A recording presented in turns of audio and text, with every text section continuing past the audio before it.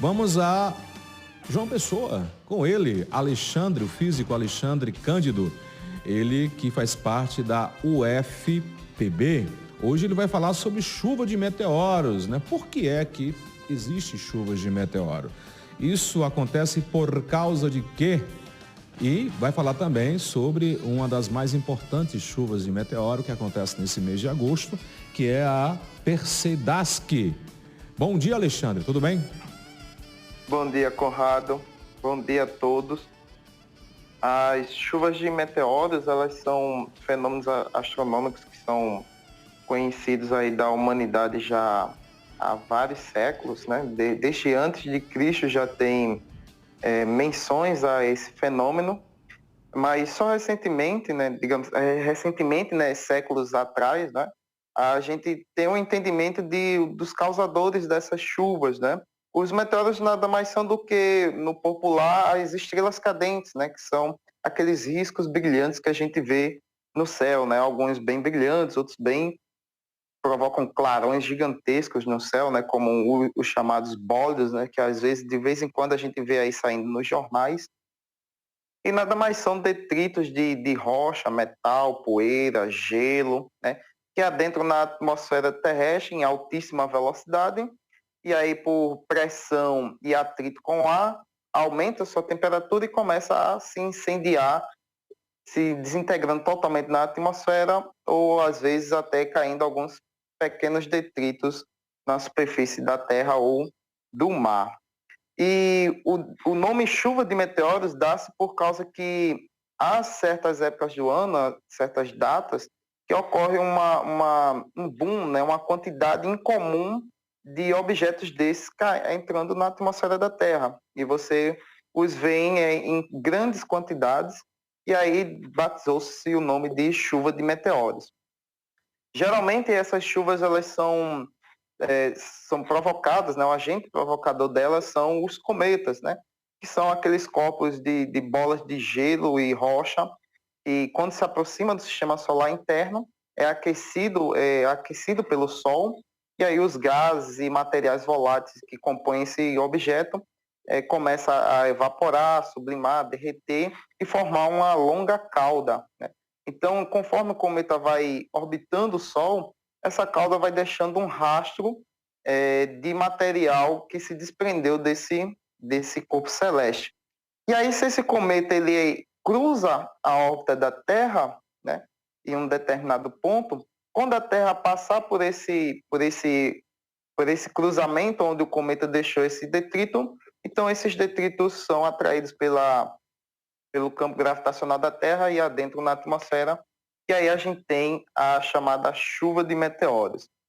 Essa de agosto, né, as chamadas Perseidas, né, o nome Perseida é porque o rastro de detritos, né, ele, quando você observa daqui da Terra, ele parece estar vindo da constelação de Perseu, porque ela acontece na direção dessa constelação. Então, se você quer pegar aí um campo de visão ótimo, né, para observar essa chuva de meteoros, você localiza a constelação de Perseu e observa de lá, né, nessa direção, que a maioria dos meteoros vão vir de lá. E o cometa que causa essa chuva de meteoros é o cometa Swift-Tuttle, né? É um nome um pouco complicado de falar, né? Ele tem uma órbita de 133 anos, então ele passa por esse ponto a cada 133 anos, e esse ponto coincide com a data do dia 12 de agosto. Então essa chuva de meteoros vai ser no dia 12 de agosto, né? A madrugada do dia 11 para o amanhecer do dia 12, né? As chuvas de meteoros também acontecem geralmente na madrugada, porque, né, na direção em que a Terra vai, né? Você está olhando para a direção em que a Terra caminha na órbita da Terra. Por isso que é mais ou menos de madrugada, por volta aí das 4 da manhã, né, 3h30. Né? Elas acontecem num horário bem avançado. Algumas outras acontecem mais cedo, né? Algumas que acontecem em outras datas do ano, né? Como as de novembro, né? Que acontece assim um pouco antes. Então, esse cometa ele deixa esse detrito, né? Então, esse rastro vai orbitando também o Sol, né? Então ele vai sendo recarregado toda vez que o cometa passa. E aí todo ano, dia 12 de agosto, quando a Terra passa por essa posição, acontece a chuva de meteoros, né? E aí tem um dado importante que é considerado que esse cometa ele é um dos corpos celestes mais perigosos para o nosso planeta, porque os cálculos, né, os cometas são um pouco imprevisíveis, e os cálculos mostram que em 2126, que é a próxima passagem desse cometa, né, ele vai passar cerca de 2 ou 4 dias antes que a Terra também passe por esse mesmo ponto, né? Então, ou seja, vai ser uma passagem bem próxima desse cometa com a Terra. E ele tem 23 quilômetros de diâmetro, né? Então, ou seja, ele tem o dobro do tamanho do asteroide que extinguiu os dinossauros, né? Então, vai ser uma passagem bem próxima.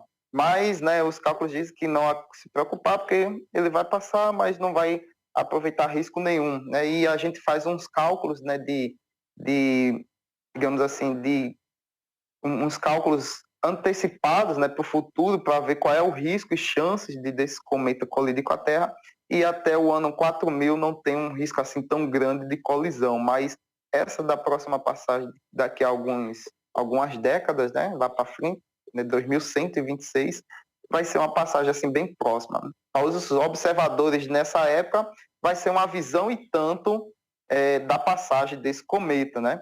E essa chuva de meteoros ela é melhor observada no hemisfério norte, porque a constelação de Perseu ela é do hemisfério norte, né? Ela é melhor visualizada no hemisfério norte.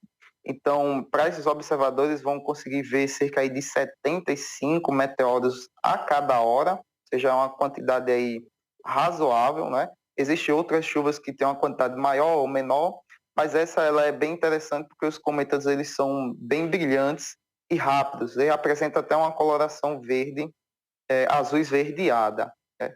Então essa é a chuva de meteoros, a origem deles, né? São os cometas, né? Que cruzam a órbita do nosso planeta e quando a Terra passa por esse caminho, atrai esses detritos adentrando na atmosfera.